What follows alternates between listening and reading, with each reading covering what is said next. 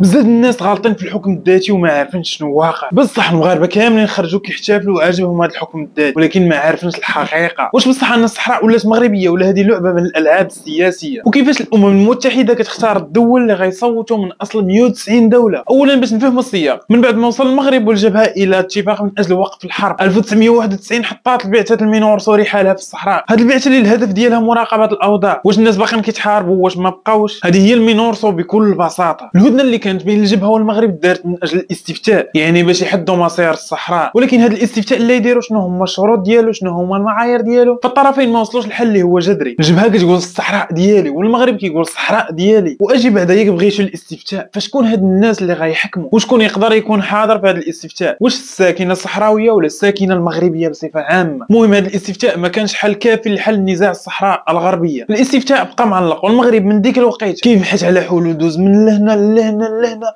المهم باغي يلقى شي حل باش يسالي هذا المهم. حتى ل 11 ابريل 2007 هنا فين غيتقدم ملف الحكم الذاتي للامم المتحده. المغرب قال لهم الحل الاول والاخر لهذا النزاع المفتعل هو الحكم الذاتي. ركز معايا على النزاع المفتعل حيت خصو حلقه بوحدو. وعلى فكره ان الحكم الذاتي ماشي غير هكاك نزل على المغرب من السماء. المغرب كان كيما اللي ركز على هذه النقطه بالضبط. الحكم الذاتي دارتو بزاف الدول، منها اسبانيا اللي فيها 17 منطقه عندها حكم ذاتي، وكل منطقه عندها حكومتها وعندها برلمان ديالها خاص وعندها قوانين خاصه ديالها. ولكن الا طبق هذا الحكم الذاتي في المغرب، واش غيولي برلمان اخر في المغرب؟ غتولي حكومه اخرى في المغرب، يعني الصحراء غتولي عندها حكومه وبرلمان ديالها مستقل عن المغرب. ولكن بلاتي انا هنا باش نبسط لك الامور بالخشيبات. في اسبانيا كاملين كنعرفوا كاتالونيا او برشلونه عندهم لغه بوحدهم ماشي الاسبانيه، عندهم تعليم خاص بهم كيتحكموا فيه، وعندهم قطاع الصحه منفصل عن قطاع الصحه التابع لاسبانيا. البوليس ديالهم بوحدهم، حتى الضرائب ديالهم بوحدهم. واسبانيا كتعرف استقرار سياسي واقتصادي وثقافي. والحكم الذاتي ما خلق لهم حتى شي مشاكل، بالعكس كلشي عايز بيسفول وفي سلام. وماشي غير اسبانيا بل كاين ايطاليا، جنوب سردينيا عندها حكم ذاتي ومستقله على ايطاليا. كندا حتى هي عندها واحد المنطقه اللي سميتها كيبيك مستقله، عندها صلاحيه في التعليم والثقافه خاصه بها، زيد عليها ان اللغه ديالها لغه خاصه. وحتى بريطانيا براسها، اسكتلندا عندها برلمان وحكومه خاصه بها، وبزاف الدول اخرى بحال ويلز وايرلندا. يعني فكره الحكم الذاتي ببساطه معروفه عند كلشي، وهو الحل الامثل اللي شافه المغرب باش يحل نزاع الصحراء. ولكن شنو غيستافد المغرب الا ولا حكم ذاتي في المنطقه الصحراويه؟ الحكم الذاتي كيخول المنطقه انها تتحكم في راسها وفي شؤونها الداخليه، بحال البنيه التحتيه، الضرائب، الميزانيه، الثقافه الى غير ذلك. ولكن الامور السياديه غتبقى بيد المملكه المغربيه، بحال العالم المغربي، يعني الرايه المغربيه ما يمكنش تغييرها. الامن الوطني، الجيش والدفاع، السياسه الخارجيه والعمله غتبقى الدرهم. المغرب قال لهم هذه الامور كتبقى سياديه وما عند الحق حتى شي واحد يتدخل فيها. كان هذا هو الحل اللي كيشوفوا المغرب اللي هو حل مزيان. الصحراء في ديال الحكم الذاتي منطقه مغربيه بصلاحيات موسعه. دابا اجي نشوفوا كيفاش تم هذا التصويت وعلاش هاد الدول اختاروا ملف الحكم الذاتي.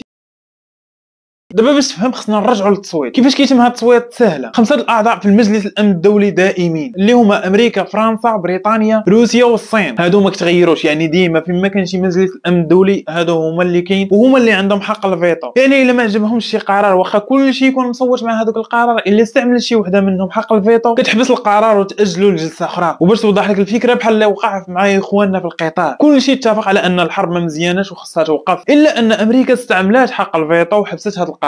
المهم هذه الفكره للتوضيح وصافي، يعني حق الفيتو اي واحد يمكن له يستعمله ويوقف ذاك القرار اللي اتفق عليه الجميع. بصراحه هذه السياسه منين جابوها ما عرفتش، ما عندهاش منطق، ما عندهاش لوجيك. هاد 5 اللي دوينا عليهم من قبل كيزيدوا معاهم 10 جداد كل عامين، وما كيتجمع مجلس الامن باش يدوز اي قرار خاص على الاقل يصوتوا 9 بنعم ويوافقوا على القرار باش انه يتفاليدا ويخرج ويطبق، وما يكون حتى واحد من الدول الخمسه استعمل حق الفيتو. في هذه الحاله ديال الصحراء صوتوا 11 بنعم، يعني 11 موافقا ان هذا القرار يطبق اللي هو الحكم الذاتي، وثلاثه امتنعوا منهم الصين وروسيا وباكستان. وهذا كيعني ان القرار غادي يتابليكا على الواقع لانه اكثر من 9 صوتوا لصالح هذا القرار. اجي دابا، واش الحكم الذاتي صافي طبق في الصحراء والصحراء ولات مغربيه ولا مازال؟ من ناحيه يمكن نقولوا ربحنا وانتصرنا دبلوماسيا، ولكن من ناحيه اخرى لا، مازال الملف ما تحسمش. الى حدود ساعه مجلس الامن وافق على انه يكون حكم ذاتي، ولكن هذا الحكم الذاتي باش يتابليكا على الواقع راه خاص يصوتوا واحد الناس اللي هما في المنطقه، اللي هما عندهم اهميه وعندهم عندهم علاقه مع هذه المنطقه. وهنا بالضبط فين وقع المشكل في الاستفتاء، يعني شكون غيصوت، شنو هما الشروط اللي غيتبعوا. ولكن هنا فين اختلفت المغرب مع الجبهه في الاستفتاء. شكون هما هاد الناس؟ فينا هما؟ كاين اللي قال لك انه اللي عاش 50 سنه قبل في الصحراء هو اللي عنده الحق، وكاين اللي قال لك لا، المغاربه كاملين خصهم يصوتوا لمن تنتمي هذه المنطقه. الى حدود الساعه مازال ما بانوش الشروط كامل. بحالة الى الشروط ما وضحاتش فغنرجعوا لسيناريو 1991 وغنسترجعوا سيناريو كذلك 2007 باش قدم المغرب ملف المقترح الذاتي للامين العام للامم المتحده باش كان ديك الساعه بان كيمون. واش في نظركم هذا القرار كيبين ان المغرب صافي ربح القضيه والصحراء ولات مغربيه دون شك، ولا مازال مستمرين في هذه السلسله؟ وفي الاخير ما نخلطوش السياسه بالواقع، حنا كاملين مسلمين، جزائري، امازيغي، مغربي، صحراوي، كاملين اخوه. قال تعالى انما المؤمنون اخوه فاصلحوا بين اخويكم واتقوا الله لعلكم ترحمون. حتى لهنا غنكون وصلنا لنهايه الفيديو. ما تنساش اعجاب ومتابعه الصفحه